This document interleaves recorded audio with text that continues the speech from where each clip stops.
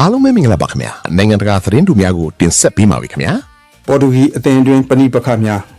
ကမ္ဘာဖလား2026ပြိုင်ပွဲကြီးရဲ့ရှေ့တန်းစစ်မျက်နှာပြင်မှာပေါ်တူဂီအသင်းဟာခရိုအေးရှားနဲ့ထိပ်တိုက်တွေ့ဆုံမှုပြင်ဆင်နေချိန်မှာပဲအသင်းအတွင်းပဏိပခတွေနဲ့ဤပြရဲ့ဆုံးဖြတ်ချက်တွေကပြည်သက်တွေကြားမှာကြီးပန်းစားနေပါတယ်အထူးသဖြင့်အသင်းကောင်းဆောင်ခရစ္စတီယာနိုရိုနယ်ဒိုရဲ့အခမ်းကဏ္ဍနဲ့ပတ်သက်ပြီးပြင်းထန်တဲ့ဝေဖန်မှုတွေထွက်ပေါ်လာခဲ့ပါတယ်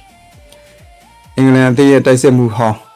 ခရစ်စတန်ကတော့ပေါ်တူဂီနီးပြရောဘတ်တိုမာတီနက်ရဲ့သုံးဖြတ်ချက်တွေကိုပြင်းပြင်းထန်ထန်ဝေဖန်ခဲ့ပါတယ်။ရိုနယ်ဒိုကိုပွဲတဲ့မိနစ်60အပြည့်ကစားခိုင်းနေတာရှက်စရာကောင်းတယ်လို့စတန်ကပြောကြားခဲ့ပါတယ်။ဒီလိုလုပ်ရဟာပေါ်တူဂီရဲ့ကြီးမားတဲ့အလားအလာတွေကိုပိတ်ဆို့ထားသလိုဖြစ်နေတယ်လို့လည်းသူကထောက်ပြခဲ့ပါတယ်။ရိုနယ်ဒိုဟာ2026ကမ္ဘာဖလားမှာအသက်40နှစ်ရှိနေပြီဖြစ်ပေမဲ့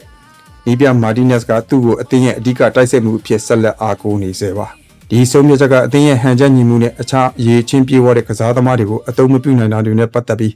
မိငုံထုတ်စရာတွေဖြစ်လာခဲ့ပါတယ်။စတန်ကတော့နီးပြဟာရိုနယ်ဒိုကိုကလေးတယောက်လိုမြောက်ပင်နေတယ်လို့ပင်ဆွဆွဲခဲ့ပါတယ်။မာတီနက်ဟာရိုနယ်ဒိုအပေါ်တစ္ဆာရှိလွန်းနေတာလား။ဒါမှမဟုတ်နီးစနစ်ပိုင်းအရညင်ပြင်းလွန်းလာလားဆိုတော့ကိုမိငုံထုတ်စရာဖြစ်လာခဲ့ပါတယ်။အသင်းမှာတိုက်စစ်ပိုင်းရေသွေးမြင့်ကစားသမားတွေအများကြီးရှိနေပေမဲ့သူကရိုနယ်ဒိုကိုပဲပွဲတိုင်းမိနစ်60အပြည့်ကစားခိုင်းနေတာ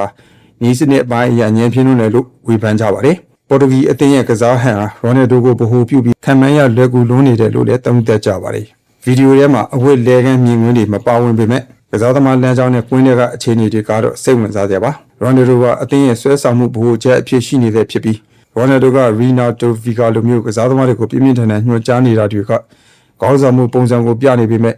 အချို့လေးလာသူတွေကတော့အသင်းရဲ့တိုးတက်မှုကိုအဟန့်အတားဖြစ်စေတယ်လို့မြင်ကြပါတယ်။ပေါ်တူဂီအသင်းဟာအသက်အရွယ်ရလာပြီးဖြစ်ပေမဲ့အတွေ့အကြုံရင့်ကျက်တဲ့ခရိုအေးရှားအသင်းနဲ့ကမ္ဘာဖလား16သင်းအဆင့်မှာရင်ဆိုင်ရတော့မှာပါဒီပွဲဟာနီးပြမာတီနက်ရဲ့နီးဗျူဟာတွေအတွက်အဆုံးဖြတ်ပေးမဲ့စမ်းသပ်မှုတစ်ခုဖြစ်လာပါတယ်စိတ်ဝင်စားစရာကောင်းတာကတော့ရိုနယ်ဒိုရဲ့အခမ်းကဏ္ဍကိုပြင်းပြင်းထန်ထန်ဝေဖန်ခဲ့တဲ့ခရစ်စတန်ကိုယ်တိုင်ကပေါ်တူဂီအတွက်အနိုင်ဂိုးကိုရိုနယ်ဒိုကပဲသွင်းယူလိမ့်မယ်လို့ခံမှန်းခဲ့တာပါပဲသူကပေါ်တူဂီဟာခရိုအေးရှားကို1-0နဲ့အနိုင်ရလိမ့်မယ်လို့ပြောကြားခဲ့ပြီး